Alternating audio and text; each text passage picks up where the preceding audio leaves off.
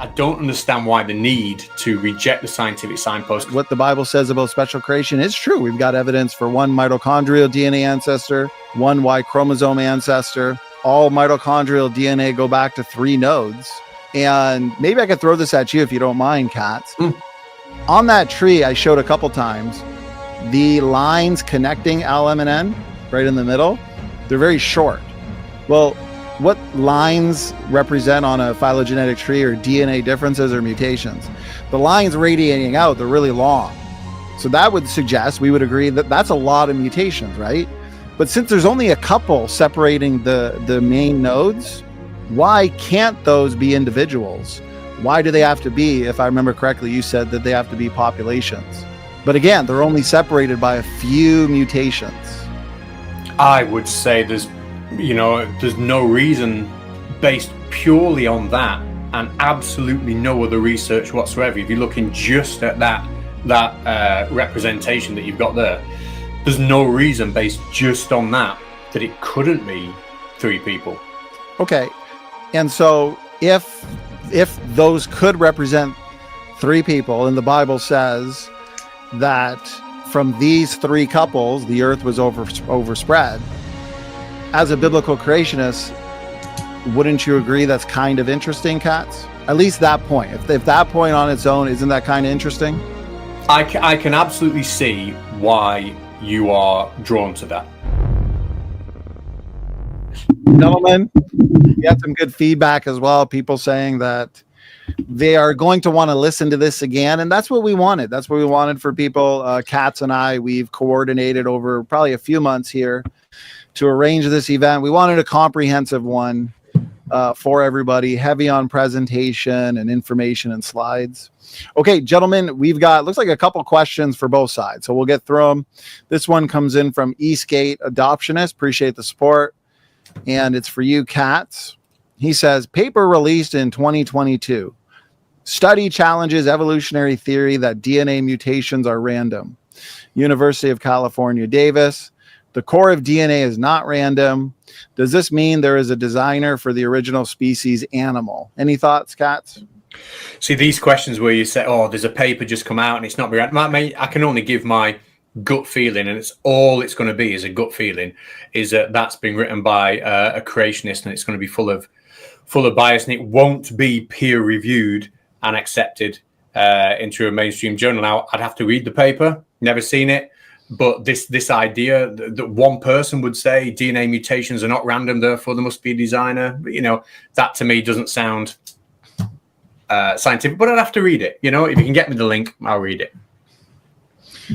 Catz, do you think, based on this question, if a lot of mutations are non-random and perhaps environment drives certain changes and some mutations are more deterministic rather than probabilistic, in terms of some of the hierarchies that we see in mutations found in some of these genetic markers like pseudogenes, ERVs, if they're occurring non-randomly rather than randomly, is there any significance to, because then you could have 2 unrelated organisms non-randomly experience a mutation in the same location? If things are completely non-random, I mean, my mind will go to epigenetics, which is obviously the effect of the environment upon gene expression. So you can affect gene expression, and that can, even epigenetics can be passed on to offspring. If I made a video a while ago about a population of starving people during the war, and that triggered certain epigenetical changes, which were then passed on via their offspring that weren't starving, etc. So I understand that the way genes can be expressed, which is maybe what this was on, can be environmental rather than random. I get that. If you're talking about, there's a base pair here and bang, just like that, across a species, it's going to be changed to this across the board, then obviously that's significant. And if I saw evidence that was happening, that will be a big problem. Okay, I appreciate it. Matt, any thoughts on that one? All I heard from him in the beginning was that this is a brand new study and he hasn't read it, so odds are I have not either. Kind of hard to Matt, in your research, have you found that most mutations are probabilistic or deterministic or random, non-random? What are your overall thoughts on that as we engage the points that, hey, well, I should say this, as I said in my opening, we do have two very different positions, Catz, and we discussed this 4 or 5 years ago in our debate as well on genetics, that creationists, we explain the vast majority of DNA variation as being the result of created heterozygosity, as the evolutionists like to hear me say. And you guys would say that the vast majority is due to mutations. And so our job would be to determine what is a mutation, what is a designed allele. But we would both agree that mutations do happen. So for us, after the flood, mutations do take place. And if some fall out into hierarchical patterns, Matt, what are your thoughts on that? Okay.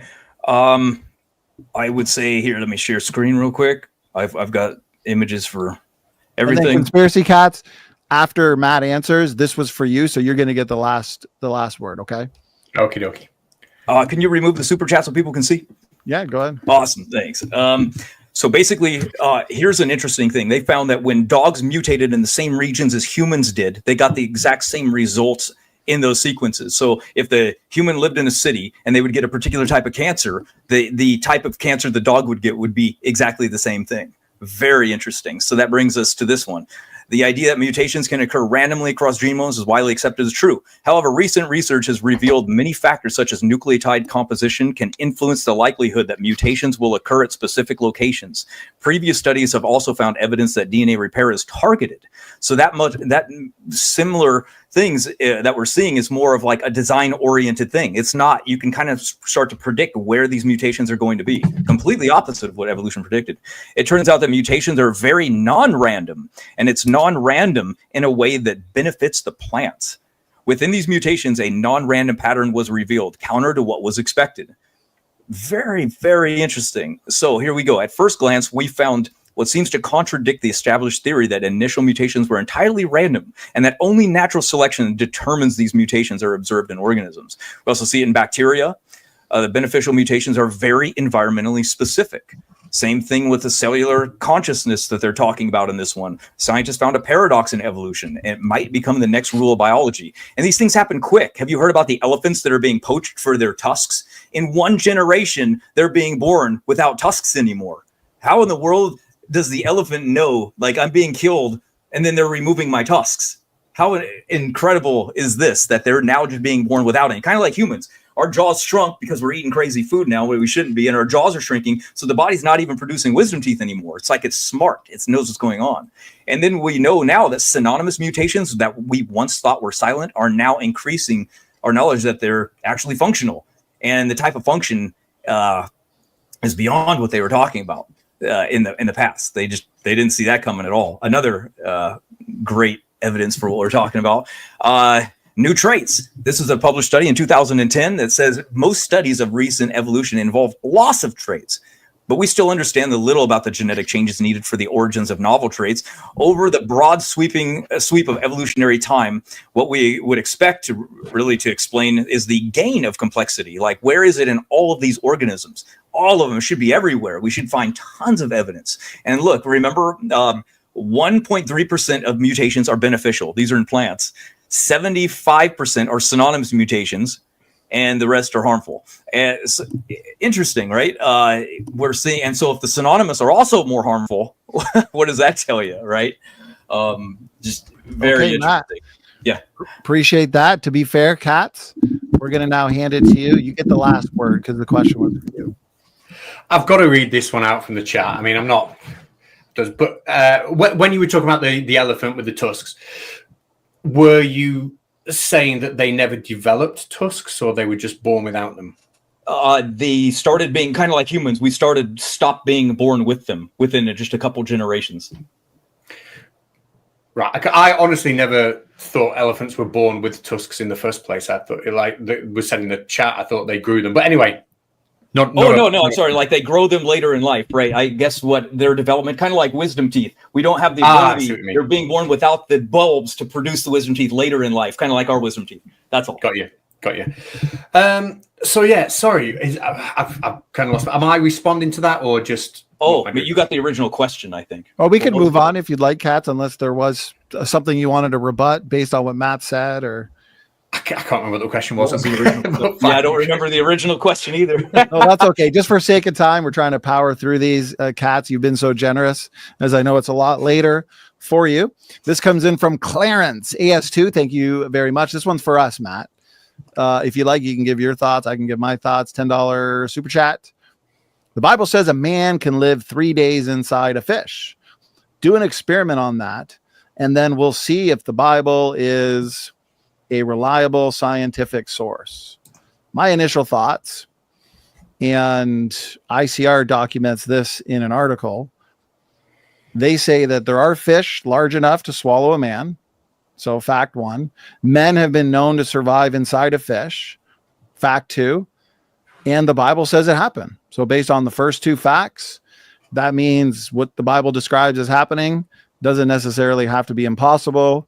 How that relates to our debate tonight? Well, our affirmative, Matt and I, was to provide convincing evidence for the Bible's claim that God created two people, Adam and Eve, just roughly 6,000 years ago.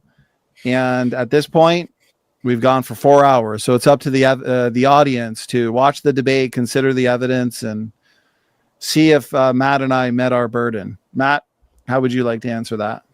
I think Jesus himself referred to that as a miracle, because when he was alive, he said, since the time of Jonah, there will be no more miracles, basically until his time. So I think there was a gap. So God must have intervened to either keep him alive, or he died and was in the belly and resurrected on the third day. And that's why Jesus was pointing at him, because he, like Jonah, died, went to the belly of the earth, and then was resurrected on the third day. Okay, short and sweet. Catz, I'm sure you don't agree with us on that one. So go ahead. What are your thoughts? I predict you're going to disagree. my just viewpoint, my opinion would be this. Like, I don't understand, and it's kind of semi-adjacent to this question, but I don't understand why, given all the scientific signposts, you know, things like that, etc., why a creationist won't say, okay, I believe God created the universe, right? But given the whole weight of scientific evidence pointing for evolution and old Earth, I believe he created it and life in this way. And I know this isn't directly answering the question, but it's made me think about this. I don't understand why the need to reject the scientific signpost, because it seems to me as if the God that you will believe in would have to be deceitful to leave those scientific signposts there. And that to me, I can never get my head around. Okay, we'll get the final word since it was for us this time. My quick response would be, yeah, we're looking at the evidence, and we would argue otherwise, or else we wouldn't take this affirmative, right, Catz? That the scientific evidence actually suggests that what the Bible says about special creation is true. We've got evidence for one mitochondrial DNA ancestor, one Y chromosome ancestor. On that mitochondrial DNA phylogenetic tree, which is just an unbiased look at real mitochondrial DNA variation, all mitochondrial DNA go back to 3 nodes. And maybe I could throw this at you if you don't mind, Catz. On that tree, I showed a couple times the lines connecting LM and N right in the middle. They're very short. Well, what lines represent on a phylogenetic tree are DNA differences or mutations. The lines radiating out, they're really long. So that would suggest, we would agree that that's a lot of mutations, right? But since there's only a couple separating the main nodes, why can't those be individuals? Why do they have to be, if I remember correctly, you said that they have to be populations. But again, they're only separated by a few mutations. I would say there's no reason based purely on that and absolutely no other research whatsoever. If you're looking just at that representation that you've got there, there's no reason based just on that it couldn't be 3 people. I just think that the wider context says that it can't be. Okay. And so if those could represent 3 people, and the Bible says that from these 3 couples, the earth was overspread, as a biblical creationist, wouldn't you agree that's kind of interesting, Catz? At least that point. If that point on its own, isn't that kind of interesting? I can absolutely see why you are drawn to that. I can absolutely see why you're drawn to that because you've got the idea of the three, I don't know the names, but the three women who come off the ark. And I can see why, from your point of view, you will be like, I'm going to look at that as evidence from my standpoint. I don't agree because I'm taking the wider context in, and there's, for me, even mitochondrial Eve wouldn't be one person. It would be one person, but she wouldn't be the only person alive at the time. Just like these three nodes wouldn't be, even if they were individuals, not populations, they wouldn't be the only three individuals alive at the time. Appreciate that, Catz. Matt, any thoughts? I do. I think that if evolutionists realized that since the very beginning in the formation of their basically the theory, that it literally just comes back down to the horrible predictions to the point where like 99% of pretty much failed. This is a perfectly good example right here. What we're looking at, it's Ernest Mayr on the left. He predicted there would be no genetic similarity and distantly related ancestors. Here's the entire quote if you want to read it later. But he was basically saying there would be no homologous genes like a Hox gene for body layout plan and a PAX6 gene for your eyes. 1975 came along, the creationist model. He predicted the exact opposite would be true. And so when people go, well, genetic similarity, well, creationist prediction. Well, nested hierarchies, creationist prediction. And no biologist had even the foggiest notion that such similarities would exist in genes of such different animals. I could go down the list, but this idea goes back to Charles Lyell. He said, if we push this as far as we can go, we can prove to people that they're related to the orangutan. That was the original agenda. And so that's what they've been doing, is they've been retrofitting data after the fact. After the fact, they go, oh, well, what about hierarchies and homology? Oh, that was a creationist prediction as well. Oh, well, what about the founder effect? Creationist. What about the speciation rates? We predicted fast. Darwin predicted it would be slow. It's extremely fast. Anyway, I just am a huge fan of going, who predicted what first? The model should represent the better scenario for talking about the science. Thank you, Matt. Okay, that one was for us. We'll move on. Here's the last one, Catz. It is for you. And again, Catz, I've really enjoyed tonight. I hope you've had as much fun as we have. It's been a blast. Eastgate Adoptionist, $10 super chat. Appreciate the support for tonight's debate seminar. And we were simulcasting, so I hope both channels enjoyed this exchange. He says DNA and RNA are ordered code. What did that code come from for the first living cell that can regulate and duplicate? Do ribosomes read RNA and create intricate proteins because they are sentient? What are your thoughts on that, Catz? Well, I'll throw back to this because he's basically asking about, can I put this on screen? He's basically talking really about abiogenesis, isn't he? Can I share that? And like I said earlier on, abiogenesis, you've got a scientific point of view where we are looking at trying to replicate conditions of the early Earth to try and see how nucleotides might form with success on how these might form. Obviously, Miller-Urey is like the famous one, but a lot of people don't know how it's been built on with lots of others. We're not there in explaining exactly how this will have happened, but we are well within showing that. Oh, did I disappear for a second then? No, you're good, Catz. Oh, you did off my screen. I did. Sorry. So we are well on track to showing that these really important molecules can form through natural conditions. So the question I put back at you is the counter argument. What is more scientific? Is it creating the conditions of the early Earth and showing that you can get proteins and amino acids and sugars, etc., forming literally, on their own, which we have shown? Or is it, something that can't even be tested, which is really the biblical model? Catz, if you don't mind, I know you kind of responded to this in your rebuttal, but one of my biggest concerns are these mutually interdependent systems like DNA repair enzymes, where, because you're asking a good question, what's more likely? What's the most parsimonious explanation for the evidence? Well, something like your DNA repair system, where the information for DNA repair enzymes is in the DNA, and then you need DNA repair enzymes to repair the DNA for it to thrive and survive, and for us as biological organisms to propagate. And so where we would say the best explanation is special creation, because these both had to come into existence at the exact same time, how would you explain systems like that, these supposed chicken and egg systems? According to your model, what did come first, DNA or DNA repair enzymes? Well, you'd never get to a big multicellular, long-living organism like us without a DNA repair system. So this is evolution. This feature has evolved very, very, very early on, hasn't it? With very, very simple single cell organisms with very short lifespans, and when these have evolved, then those lifespans have been able to increase. So it's not really a case of they're both needed at the same time. They are both needed if you want to have a big multicellular long living organism.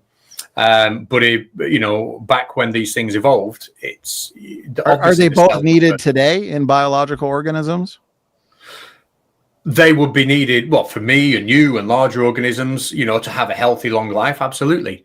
But if we're talking about single cell, the single cell organisms, you can't forget the ones that would have been at the early Earth are very different to the ones we've got today. If you want to have a single cell organism that is going to have the lifespan that they have today compared to what they would have had then.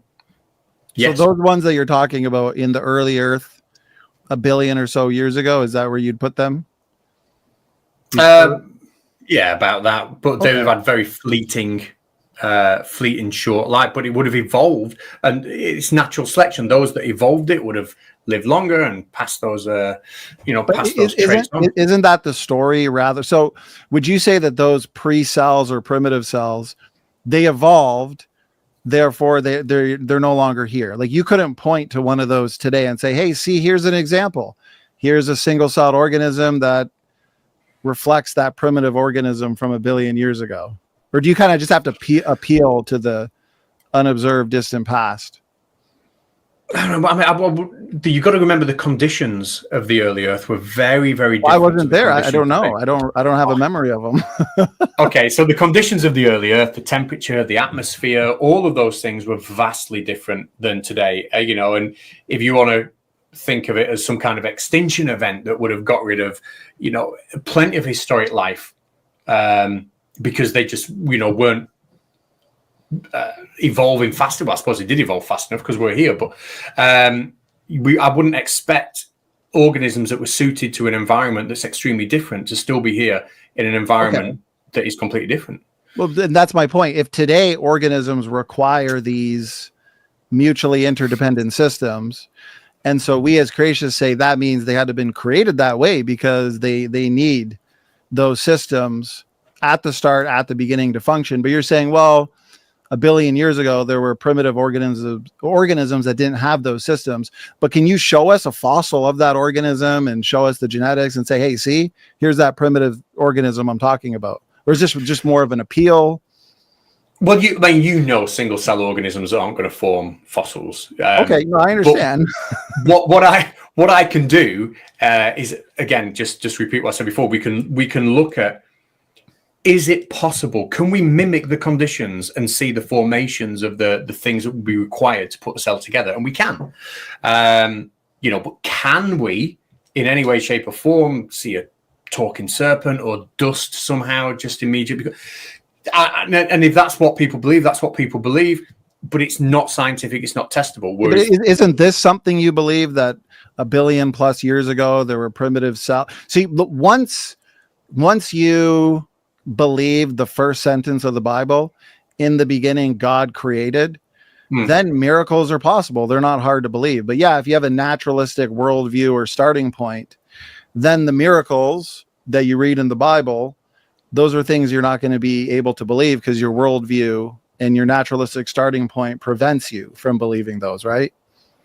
I get where you're coming from with that, because I know you will have a very strong belief in the Bible. So for you, it's almost taken care of. You know what I mean? Like it's all taken care of. If there is a problem with the thermodynamics because of the flood, or if there is a problem with abiogenesis or whatever, well, it's taken care of because you've got that faith, you've got that belief. The science has to figure it out. But what we can do is we can do what we're doing. We can look at genetic analysis. We can look at fossil records, and we can start to piece back. And as soon as that tree falls apart, as soon as we start piecing all this stuff back in it, and it doesn't work, and things don't start to gel, then we've got a question.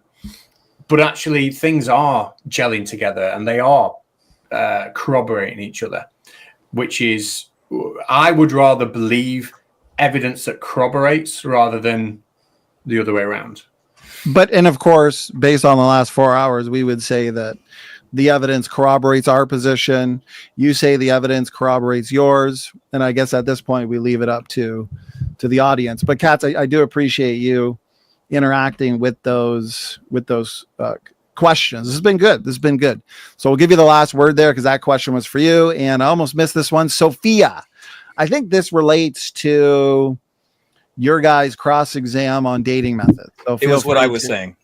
I showed the chart where they had produced calcium-42 in a laboratory, but it's of course, yes, it is stable. That's the whole point, is potassium-42 decays into calcium-42, and that's the decay chain. So how in the world is it being produced in a single day in a laboratory when it's supposed to take hundreds of thousands of years to form through a decay chain process? So if it's being formed and we dated it a day later, it was dating hundreds of thousands of years old, and it was formed a day before. That's all I was saying. Yes, it is at the bottom of the decay chain. It's kind of finding a bunch of lead in a zircon crystal and going, wow, how'd that get there? It must have came from uranium and thorium only. Rather, wait a minute, what if the whole decay chain formed and in higher proportions of the smaller decay chains, and they're rapidly decaying, making all that lead? That's what we saw in the laboratory. So that's what makes it so fascinating. Anyway. I've got a real quick question on this, just to go out with a bang. For Catz, you always have informed answers, and so I appreciate asking you these technical questions. What are your thoughts on, in the world of dating methods? Because I like to say all it takes is one that shows us a young Earth to overturn all the ones that are interpreted to point to an older Earth. And one that I like to point to, and I'm curious as to your thoughts, if you're familiar with it, is the helium that we find in these zircon crystals. And so in a nutshell, these zircon crystals are supposed to go back 1 billion or so years, and uranium to lead releases helium atoms, but helium is a very slippery molecule. And we've looked at the rate as to which helium dissipates. And if those zircon crystals were 1 billion or so years, we shouldn't find the amount of helium that we do find in them. We find quite a bit. Dr. Russell Humphreys did a study on it, because helium it leaves so quickly during the uranium to lead decay process that there shouldn't really be all that much there. But we find a lot there, suggesting that the leakage hasn't been taking place that long. Catz, any thoughts on that? Well, I mean, how many steps, I have to think back to my A-level physics, how many steps in that decay chain are producing alpha particles? Can you remember how many steps between uranium and, how many, sorry? I think 8. Yeah. When you're saying it should just like leave instantly. Not instantly, but we do know the diffusion rate, and it's quite fast. Dr. Russell Humphreys' paper, he looked at the known diffusion rate. I could pull it up. And he got an age of somewhere between 6,000 to 10,000 years on known helium diffusion. Yeah, I mean, I'd have to have a look at that. I'm not quite familiar with the argument that you're making to give an answer on that, but basically you're saying that you've got these minerals, and you believe that the amount of alpha particles that are given off in there should have dissipated much more quickly than they have when it comes to aging. Yeah, like right here, you got 8 helium atoms, right? You're going through the decay process, uranium to lead, but helium is so slippery that we shouldn't find as much helium as we do find. So the argument is there's too much helium in these rocks for them to be millions and billions of years old. Here's the paper. Helium diffusion rates support accelerated nuclear decay. And right here, he says, this is not in the paper itself. That's very technical. This is kind of just a layperson rundown of it. And he says, though the rocks contain 1.5 billion years worth of nuclear decay products, newly measured rates of helium loss from zircon show that the helium has been leaking for only 6 plus or minus 2,000 years, because there's just too much helium there still. Because if that was leaking out for a billion plus years, then of course you're always releasing a little bit of helium. So there should be, I guess, a little bit, but not as much as we do find. And of course, if you're not, the elephant, that one, that's completely fine. But here's the paper if you wanted to look at it later. The elephant in the room there, though, is he is saying that they contain products from a billion years of decay. Right. He's saying that. Yeah, that's the interesting point. So his conclusion, and Matt, I believe you have a different conclusion, but his conclusion is, okay, so we got 1.5 billion years worth of nuclear decay from uranium to lead in these rocks. But wait a minute, we've got the amount of helium consistent with 6 to 10,000 years. So how do we answer that? Well, his solution is, okay, that means at some point in the past, either during creation or during the flood or both, you would have had accelerated rates of decay, which explains all of the nuclear decay products in a short amount of time in order to retain the helium that we find in those rocks. Does that make sense? Yeah, I'd be interested to see how he's come to that conclusion, because obviously the decay chain doesn't work. That all the uranium, something decays to become the next element, and then that all decays to become the next. It's a random process, and you will still have some uranium left when other atoms are like this far down the decay chain. And I'd be interested to see how he's come to that prediction. I really would be, because we might know how fast helium diffuses, but we've got to remember that at some point you're going to have all those elements present. And if you said there's 8 of them that are giving off helium, how long are they going to be giving off helium for? I'd be interested to have a look at that. If you can send us a link to that, I will be interested to have a look. Absolutely.